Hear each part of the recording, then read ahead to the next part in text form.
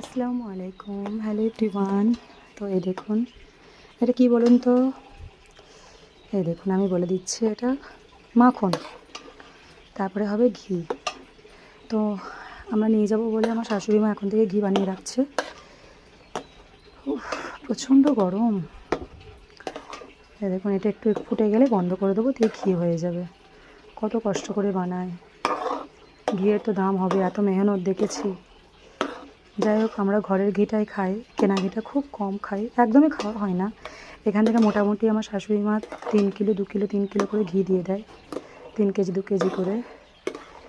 তো এই দেখুন কি সুন্দর হচ্ছে, এই দেখুন পুরো ঘিয়ের মতো কালার এসে গেছে, তাই না? এটা জাস্ট ফুটে গেলেই এটা বন্ধ করে দেবো।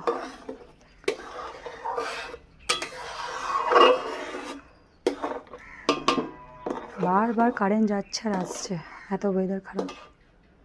দেখেন কেমন রোদে খেলা করছে। আসলে এত বড় জায়গাটা তো ওখানে পায় না কো। এই দেখুন, আর এটা হচ্ছে আমার শাশুড়ি মায়ের ছাগল। উনি ছাগল গরু নিয়েই থাকে, টাইম পাস হয়ে যায়। পাপা ট্র্যাক্টর নিয়ে খেলা করছে।